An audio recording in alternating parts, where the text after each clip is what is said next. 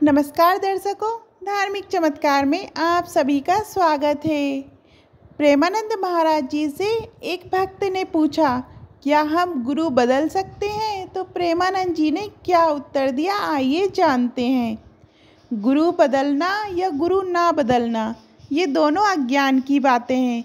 यदि आप आगे बढ़ना चाहते हैं और आपको लगे कि आगे का मार्ग किसी और रूप में है, तो समझना चाहिए कि अंदर से गुरु ही प्रेरणा कर रहे हैं और बाहर से गुरु आपको स्वीकार कर रहे हैं। गुरु नहीं बदलें, गुरु ने अपना रूप बदल लिया।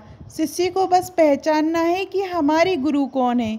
गुरु बदलने के संबंध में मिथ्या बातों से अज्ञानी जीवों को फंसाकर उनका भावनात्मक, शारीरिक या व्यवहारिक शोषण किया जाता है। हमें इन सब बातों को स्वीकार नहीं करना चाहिए और भगवत प्राप्ति के लिए कदम आगे बढ़ाते रहना चाहिए। यदि हमें गुरु मार्ग से बढ़ोतरी नहीं मिल रही, तो हम उस सद्गुरु को स्वीकार करेंगे जिससे हमारा मन उत्साह से भगवत मार्ग पर चले। हम आपको कोई अपराध नहीं लगेगा, क्योंकि हम भगवत प्राप्ति के लिए आगे बढ़ रहे हैं।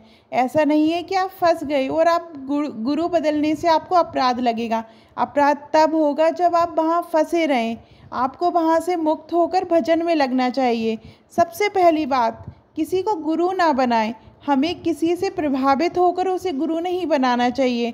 हमें किसी के गुण देखकर, रूप देखकर, विद्वता देखकर या प्रवचन सुनकर उन्हें गुरु नहीं बनाना चाहिए। ये सब बाहरी बातें हैं। आज नहीं तो कल ये सब नष्ट हो जाएंगे। सबसे पहले भगवान को गुरु रूप में स्वीकार करें। भगवान से प्रार्थना करें कि हे कृष्ण, हे शिव, मैं आपको अपने गुरुदेव के रूप में स्वीकार करता हूँ।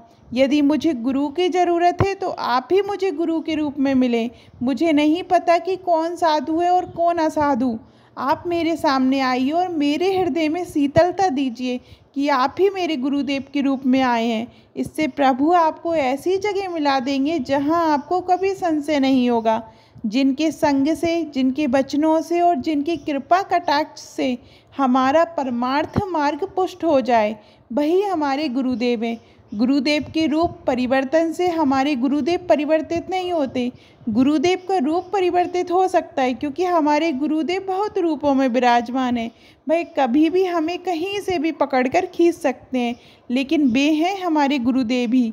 अगर धन के लोभ के लिए या सांसारिक मान प्रतिष्ठा के लिए कोई गुरु की आज्ञा की अवहेलना करता है, तो उसका पतन हो जाएगा और उसे गुरुद्रोह लगेगा। गुरु आपको भगवत मार्ग में आगे बढ़ा रहे हैं और अगर आप उनकी आज्ञा का उल्लंघन करते हैं तो आपको गुरु अपराध लगेगा। लेकिन अगर आपको समझ आ गया है कि जहाँ आपने दीक्षा ली है वहाँ आपका काम नहीं बन रहा, परमार्थ की बात नहीं हो रही है, केवल संसार की बातें हो रही हैं, तो आप उन गुरु को प्रणाम करके आगे बढ़ सकते हैं। आपको ऐसा सोचना चाहिए कि उनकी इस कक्षा तक की स्थिति थी, अब आगे की कक्षा में गुरुदेव कोई और रूप रख कर आएंगे। आप प्रभु के मार्ग में कदम बढ़ा रहे हैं। प्रभु ही गुरु है। जब तक प्रभु ना मिले तब तक आगे बढ़ते रहिए। गुरु शिष्य का संबंध केवल भगवत प्राप्ति का होता है। लौकिक व्यवहार में एक सीमित शरीर को गुरु मान लेना घोर अज्ञान है। क्या गुरु केवल एक मनुष्य है? गुरु के स्वरूप को समझिए। वह समस्त प्राणियों के साक्षी है। वह कहीं से भी बोल सकते हैं, वह कोई भी रूप लेकर बोल सकते हैं। यदि गुरु द्वारा आपकी अंतःकरण को सही भगवत मार्ग दिया गया है, तो आपको किसी दूसरे गुरु की ज़रूरत ही नहीं पड़ेगी। यदि वह आपको मार्ग नहीं दिखा पा रहे हैं, तो आप आगे बढ़िए। गुरु वही बन सकता है जो खुद सुलझाओ, अन्यथा वह शिष्य को कैसे सुलझा सकता है? अगर खुद भगवत प्राप्ति नहीं हुई है तो किसी और को भगवत प्राप्ति नहीं कराई जा सकती। हजारों में कोई एक ऐसा होता है जिसका लक्ष्य होता है भगवत प्राप्ति, नहीं तो लोग सत्संग आदि सीख लेते हैं और उससे धन संपत्ति और मान सम्मान की प्राप्ति करते हैं। लेकिन जो भगवत प्राप्त महापुरुष होते हैं उनको ये सब पसंद नहीं आता। आज तो ये सब साधना काल में ही छोड़ देते हैं। ऐसे महापुरुषों के हृदय का अनुभव आपके हृदय में जाकर सत्य समझा देता है। भजन ही सत्य बात है। आपको समझने के लिए ज़्यादा परिश्रम करने की ज़रूरत नहीं है, क्योंकि वह महापुरुष अपने हृदय की बात बोलते हैं।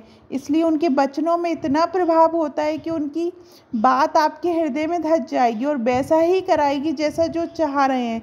यही है गुरु प्रताप, यही है गुरु का स्वरूप। अगर आपको लग रहा है कि आपका काम नहीं बन रहा तो उन गुरुदेव को मानसिक प्रणाम करके दूरी बना लेनी चाहिए और परमार्थ में आगे बढ़ना चाहिए, परंतु ऐसा प्रभु का आदेश लेकर करना चाहिए। प्रभु का आदेश होगा तो कदम बढ़ाते ही आपका हृदय शीतल हो जाएगा और आनंद में आ जाएगा। जिस समय आप प्रभु की तरफ बढ़ेंगे तो आपको संकेत मिलने लगेंगे। जहाँ आंख बंद करके दौड़ने का मन करे और भागवतिक चिंतन बने तो वहाँ डरने की ज़रूरत ही नहीं है। जहाँ गलत मार्ग होता है वहाँ भी संकेत मिलने लगते हैं। गलत मार्ग पर आपका हृदय जलने लगता है, भय लगता है और संशय होने लगता है। किसी अन्य विषय के लिए गुरु की अवहेलना करना भारी अपराध है, लेकिन अगर भगवत प्राप्ति की पूर्ति नहीं हो रही है तो जहाँ से उसकी पूर्ति हो वहाँ दौड़कर उसकी पूर्ति करें। वही गुरु उस रूप में विराजमान एक ही तत्व है। आप चाहे उसे गुरु तत्व कहें या इष्ट तत्व कहें, चाहे कृष्ण कहें, चाहे राम कहें, चाहे शिव कहें, जो भी कहें, वह एक ही है, दूसरा नहीं। वही एक सर्वोपरि तत्व सब रूपों में है। आप जिस रूप को मान लें वह उसी रूप में। हमें जहाँ उस परम तत्व का बोध हो रहा है वही हमारे गुरुदेव हैं। गुरु की बात मान लेना ही कल्याण का हेतु है। आपके गुरु ने आपको जो भी नाम या मंत्र दिया हो उसी नाम का जप करें। जो भी आपको प्रश्न उत्तर करने हो वो सत्संग से ले लें। आपके गुरु ही सब में बैठे हुए हैं। अखंड मंडलाकार व्यातम येन चराचरम। एक बार गुरुदेव को जीवन समर्पित कर दिया तो कर दिया। आपके गुरु आपको सब जगह संभाल रहे हैं।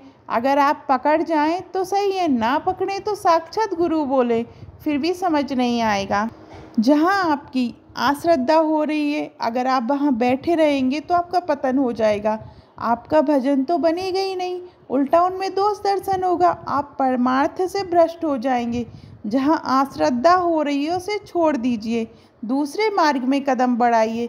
ये निर्बलों का मार्ग नहीं है। आप निर्बल होकर बैठ जाएं और आगे बढ़ते रहिए। जहाँ लगे कि यहाँ बैठ गए तो आप खड़े होने की ज़रूरत नहीं, बस बैठ जाइए, आपको विश्राम मिल जाएगा।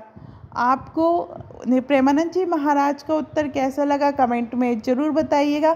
और अब आपको पता चल गया होगा कि क्या हम गुरु बदल सकते हैं। हाँ, आप गुरु बदल सकते हैं, तो इसका उत्तर है।